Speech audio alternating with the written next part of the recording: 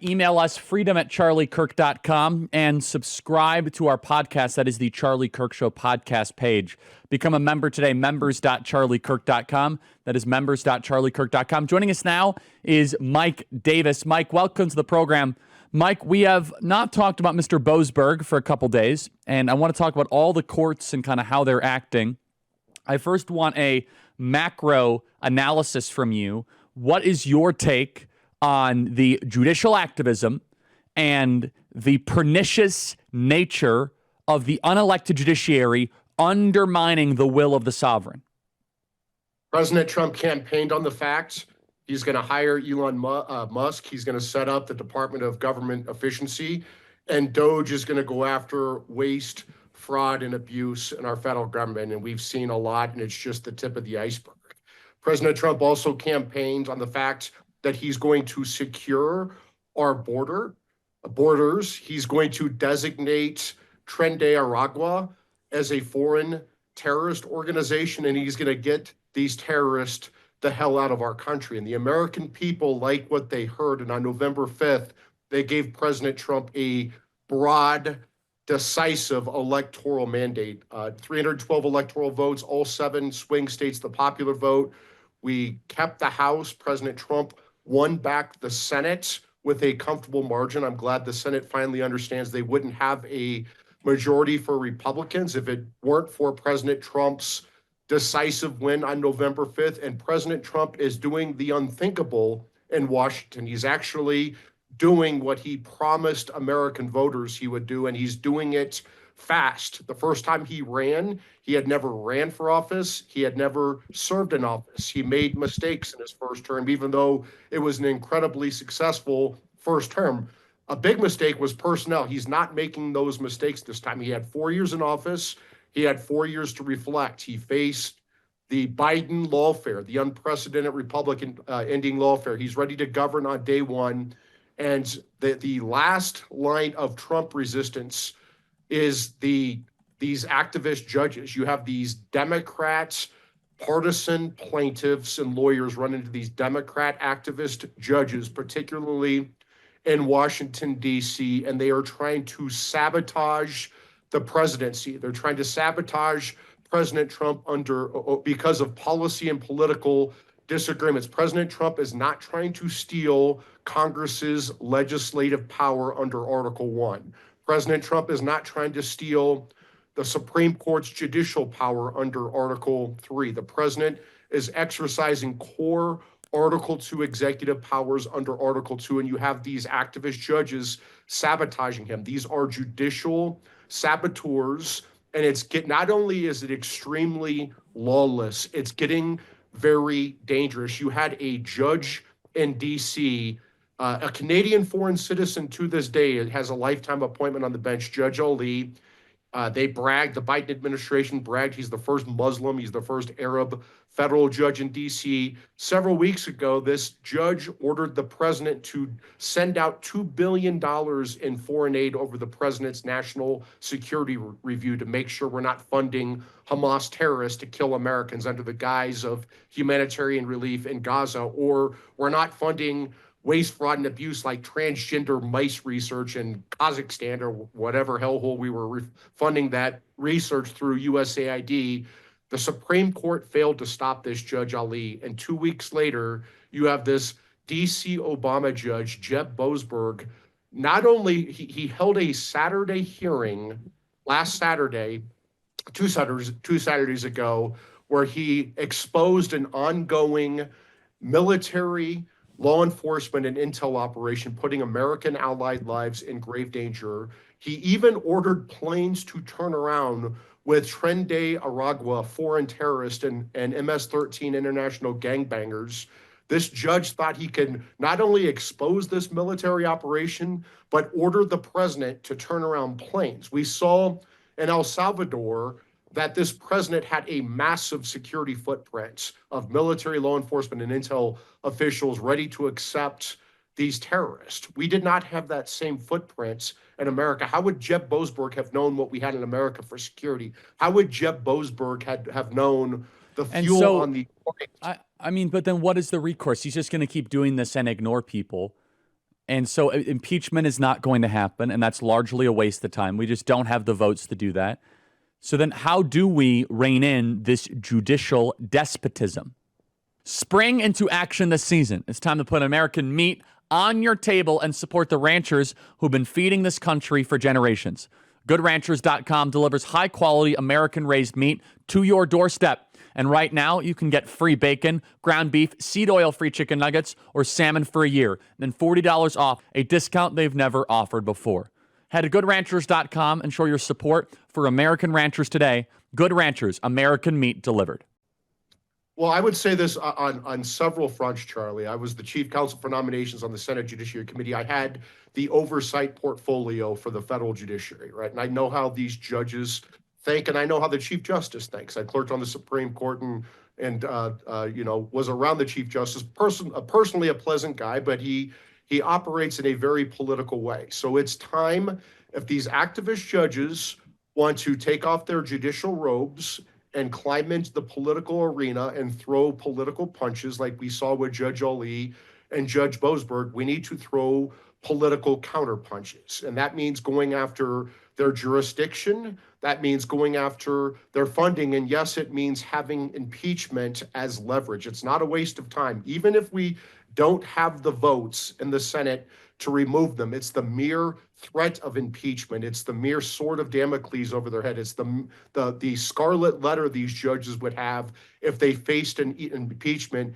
inquiry. They don't want that. I know they don't want that. And so you use impeachment as the sword of Damocles over their heads to get them to understand that if they keep being activist judges, this is not judicial review, what these judges are doing. This is judicial sabotage. It is a clear violation of the separation of powers. This is not judicial power they're exercising. They're trying to tell the president that he has to turn around planes during a military operation.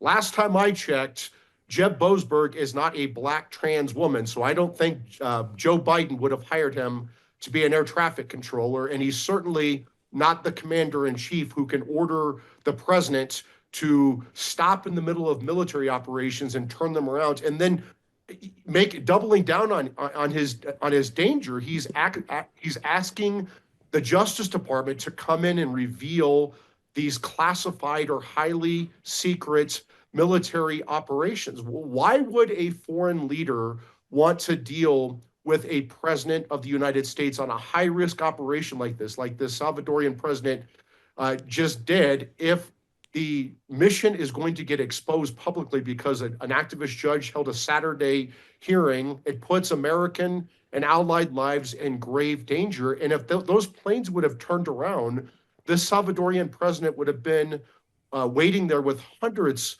of government officials to accept these terrorists, and they didn't show up. That would have humiliated a foreign ally. It makes it less likely they'll do business with us. That undermines the president's power as the commander-in-chief, his power to conduct foreign affairs on behalf of the country. And so I would say this directly to the Chief Justice, John Roberts. You need to get your judicial house in order. And if you don't, Congress is going to do it for you. I know that there is appetite to do this because I'm working with House and Senate leaders on this bill. And I'll tell you what, that there will be 60 votes if we have a bill that works with people like Sheldon Whitehouse to bring ethics reform to the Supreme Court, which is long what Sheldon Whitehouse is doing. So this is very serious, and I hope the Chief Justice understands how serious this is when he lets his judicial saboteurs destroy the presidency. Okay, stay there, Mike Davis. This is a huge issue, and I want to get even further deeper into this. Is there a moment where President Trump, his administration, should say, we're just not going to listen to you, man. We're not going to do this. And it is time for the Supreme Court to intervene. And I hope everybody in the audience understands this, that two partner countries of ours, Brazil and Israel, are living under similar judicial despotism, but it is far, far worse. If you have Brazil and Israel, they're basically controlled by an unelected Supreme Court that calls the shots, that can impeach presidents, that can overturn laws. District courts should not have the authority to enjoin the entire country. Is there a moment where you would advise President Trump and his team to flat out ignore an injunction from a district court judge? Yes, and I've done this very publicly with Judge Boasberg's lawless, dangerous order 2 Saturdays ago when he ran into court and said that the president had to turn around planes full of terrorists and bring them to America. And I don't say this lightly. I've never called for anyone to ignore a judge's order. I've never called for an impeachment of a judge like this, and I've done both with Judge Boasberg because it is not only so lawless what he did. Not only does he not have the jurisdiction to do what he did, he does not have the power to do what he did. It's very dangerous what he did. And if the president would have complied with that temporary restraining order and turned around those planes full of terrorists, or the president would reveal these sensitive, confidential, classified military operation details to this judge, it is going to cause severe damage to our national security and the president's ability to conduct foreign relations on behalf of America. Again, why would a foreign leader want to do business with the president if an activist judge in America is going to expose the military operation, cause the operation to cease, sabotage the military operation, and create political and personal risk for the foreign leader? He had hundreds of officials awaiting these terrorists in El Salvador, and he's standing there, he's standing there looking stupid if we don't actually deliver these terrorists, and if we don't follow through, this president is humiliated, and it puts him at risk because now these terrorists have made him and his family a target. This is wrong on so many levels. What is the battle plan here, Mike? So you talk about potentially impeachment. What else is there? If you were to design the master plan, you are the supreme general of the Allied forces, the supreme commander. You are Dwight D. Eisenhower. What is the attack plan? Go 1, 2, 3, 4. We got a couple minutes remaining. This is so easy. And there's an audience of one here, and it's the Chief Justice. The Chief Justice needs to get his judicial house in order, or Congress is going to do it for him. You are going to see a scenario where Boasberg the clown, this activist judge in D.C., is going to keep digging in, doubling down, and you're going to see the President of the United States have to ignore him. That's going to be his constitutional duty, to ignore this lawless, dangerous order, because it puts our national security at risk. It makes it hard for the president to conduct foreign affairs. And when that happens, the American people are going to be behind the president. And when the federal judiciary loses its legitimacy with the American people, it loses everything. It does not have an army.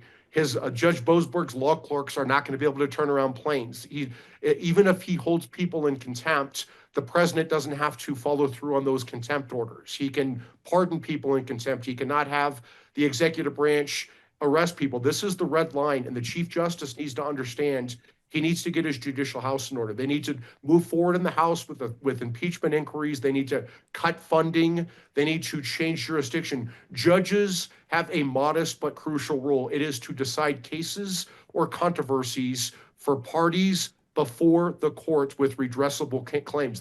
That's it. They wear robes, not capes. It's not their job to set national policy. It's not their job to fly around the world and save terrorists. They have a more modest but crucial role, and that's Article 3 under our Constitution. One would think, final point here, just to reiterate something you said previously, John Roberts and the U.S. Supreme Court could put an end to this. Is that right? They could send a statement, and I believe, I have no inside information to believe this, okay? But I believe, based on public remarks, that Clarence Thomas is chomping at the bit. I think he believes, based on previous opinions, that this nationwide injunction fury needs to be put to a stop. And I believe Alito agrees. Now, whether or not Amy Coney Barrett, Keg City Cav, and Gorsuch, we'll see what happens. Final thoughts, Mike Davis.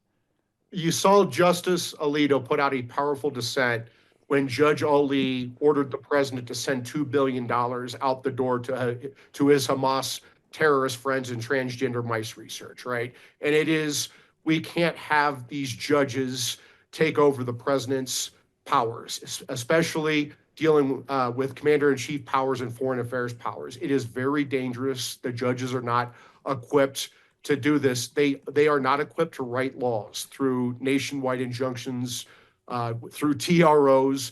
The Chief Justice has to get his judicial house in order. And I promise the Chief Justice, if that does not happen, there's going to be a severe backlash, political backlash from Congress. It's going to go after your funding, it's going to go after your power, and it's going to go after impeachment. Got to run. Mike Davis, thank you so much. We are taking back our country from the black robe coup.